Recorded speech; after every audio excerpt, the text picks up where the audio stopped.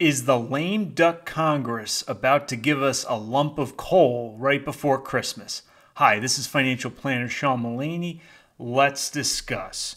So what the heck are we talking about here? We are talking about Secure 2.0. This passed the House back in the spring. Very large bipartisan majority.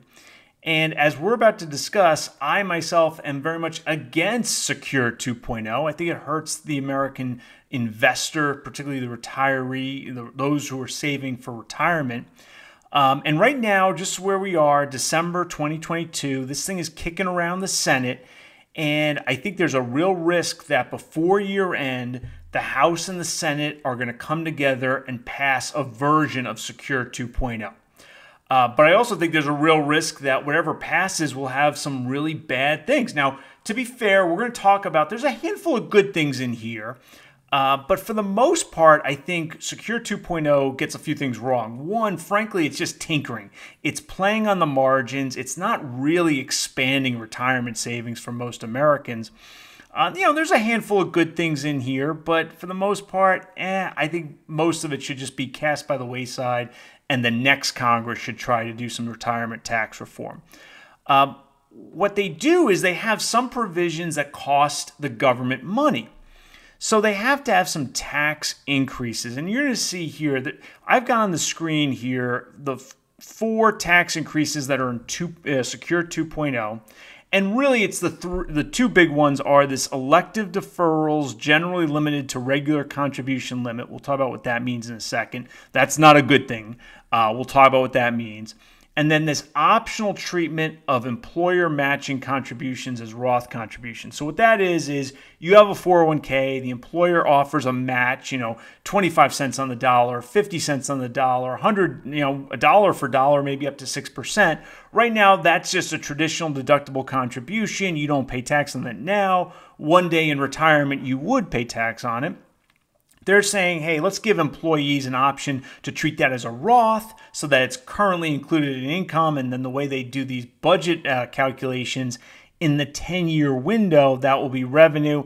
I don't think that's a good idea. Why give taxpayers yet another option, another confusion pain point in retirement savings when, frankly, that deferral treatment for most Americans is really good because most Americans are going to face their highest tax years while they're working, and their retired years are going to be in low tax years. So having it come back into income later in life is actually better for most Americans.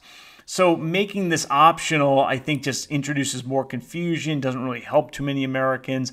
But the one that really I don't like is this elective deferrals generally limited to regular contribution limits. So you may be familiar, at age 50, there are these catch-up contributions for 401k plans. And today, it's up to the taxpayer. It's $6,500. It's going to $7,500 for the year 2023. That's good news. What this proposes to do is to say, okay, those $6,500, $7,500 of catch-up contributions when you're 50 or older, the only thing you can do with that is Roth. I think that's a really bad idea. I've actually previously made a video on that. But what's going on here is there are a lot of Americans who are 50 years old, 55, 60, who are behind in retirement savings. And that could be for a whole host of reasons. They paid for a lot of college education. They got divorced. They had an injury. They had to leave the workforce for some period of time. There's all sorts of reasons why folks are behind in their 50s and 60s in their retirement savings. Okay. One of the good things about being in your 50s or 60s, though, is maybe you're at the high point of your career. You've built up time, stature, reputation in your field. So yeah, maybe you're behind in retirement savings, but you got a nice high salary. So right now, a tax deduction is the most valuable it will ever be because you're at your highest earning years and you're behind in retirement savings. So in retirement, we're just hoping to get you to a sufficiency place. You're almost certainly not going to be paying a whole lot of taxes because you don't have a whole lot of savings generating taxable income. So the most valuable tax deduction you can get is basically this catch-up contribution. Well, they're saying no, from now on, it's only going to be Roths. So you're missing out on a very valuable tax deduction. And, oh, by the way, saving for retirement to catch up is now going to be more expensive because you don't get today's tax deduction. And sure, it'll be Roth later on, but later on, you're probably not going to be paying a whole lot in tax anyway. So those are the two big revenue offsets, the tax increases in Secure 2.0. And like I said, the one where we're not letting you deduct catch-up contributions for those who are behind in retirement savings in their 50s and 60s, I think that's really bad. And it's too bad that it passed with large bipartisan majority in the House. We'll see what the Senate does. You could see, here's the revenue estimate for the two of them. You could see, I think that's $13 billion, $12 billion and change. You can see those are the two big ones, right? So, well, what are we financing with these new taxes that they create? Well, let's go back up to the top. This is the JCT revenue projection on Secure 2.0, which I think is really interesting, and I'm going to link to it in the show notes below. One of the things they're going to do is they're proposing more auto enrollment. That's the top one. That's auto enrollment in things like 401ks when you start a new job. I think that sort of misses the boat in today's economy. People change jobs all the time. Auto enrolling them in a 401k that they're going to be at for 2 years, does that really move the needle in terms of securing retirement for Americans? My perspective is it doesn't for most Americans. I think we need more education, not more auto enrollment, right? And I think we also need simpler retirement plans than what we have today, not auto enrollment. I mean, I know it's well intended, but I just don't think it's moving the needle. But the thing that gets me is this one. It's the biggest tax cut in Secure 2.0, according to this JCT report. It's the removing of required minimum distributions for those who are 72, 73, and 74, right? So today you have RMDs from 401ks and the like starting at age 72. Okay. Well, what they propose to do is over 10 years, gradually up that age to age 75. And that sounds great in theory, like, oh, let's get rid of RMDs for a bunch of Americans. Isn't that a great idea? Well, it is. First of all, it's the biggest tax cut in Secure 2.0. But let's play it out. Who are we actually helping by getting rid of RMDs when we're age 72, 73, and 74? All right, so I've got a little spreadsheet here. Being a financial planner, that's part of what financial planners do. And I'm just going to move my little head to up the, yeah, there we go. All right, so let's see if I can't up the view here so that you guys can see this. So I want to think about two 72-year-old retirees, Molly and Polly. Now, Molly, she's okay, but she's not all that affluent. She has annual Social Security of $23,000, and she has annual spending of $48,000, which I'll put in my little cursor here. There we go. So she's spending $48K a year. And so if she's getting $23,000 from Social Security, she's got to make up the rest of it somewhere. That's from her traditional IRA. Now, she has a traditional IRA of $500,000, $500,000. This woman is not Lifestyles of the Rich and Famous, but she's not impoverished either, right? So in order to fund her lifestyle, to get to this $48,000 of annual spend, taxes, whatever it is, she's got to take $25,000 from her traditional IRA. But remember, today she's 72. She has an RMD. So she's going to have to take the greater of the RMD or her living expenses, right? So what is her RMD? Well, to find out her RMD, we go to the IRS Uniform Life Table. I'll link to this in the show notes below. We find her age. She's 72. She has, they call it a distribution period. Okay, let's figure that out. 27.4 years. In theory, they're saying, well, we're going to give her 27.4 more years to live. So to compute Molly's RMD, we take that factor, that 27.4, and what we're really doing to find the RMD percentage is we're dividing 1 by that factor.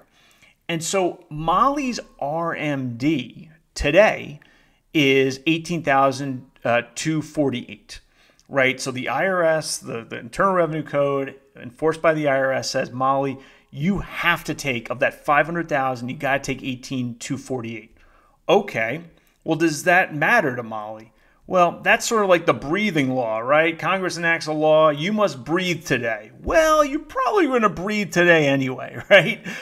It's a law with no impact, right? So Molly, to fund her living expenses of the $48,000 a year, she's got to take $25,000 from her traditional IRA, which is more than her RMD, right?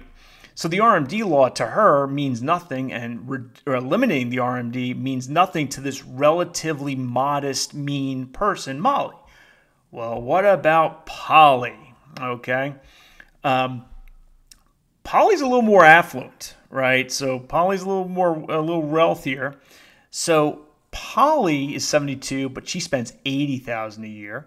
And she has a little more in Social Security. She made more in her working career, so she has $30,000 in annual Social Security. And then she also happens to have a bigger traditional IRA. She's got $2 million in her IRA. So to fund her living expenses, she needs $50,000, right? But the IRS under today's law says, well, you have this RMD and you have that 27.4 factor, which is a fancy way of saying, Polly, you got to take 3.65% out of your IRA. So guess what? You have to take an RMD of 72,000, almost 73,000. So guess what? Even though you only need 50 from that traditional IRA to live, Polly, you're relatively affluent. We're going to make you take 72,993. So I think you might be seeing where this is going, and so her RMD, her withdrawal is not the 50 she needs to live on. It's going to be the 72 that she's going to be taxed on. Well, where are we going with this? Well, what happens in a world where Secure 2.0 passes? All right, Secure 2.0 passes. Guess how much Molly takes from her traditional IRA? Molly's less than affluent. She's taking $25,000. She has no RMD, but she needs $25,000 to live. Well, what about Polly? All right, so Polly now, her RMD factor is not 27.4, it's 0 under Secure 2.0. So she has no RMD, and so now instead of taking almost $73,000, she only has to take the $50,000, and she just got a tax cut on almost $23,000 of income. Her taxes are going down. So what Secure 2.0 is doing is it's a tax cut for affluent people who are 72, 73, and 74. That's it, by the way. It doesn't help anybody 75, doesn't help anybody 71.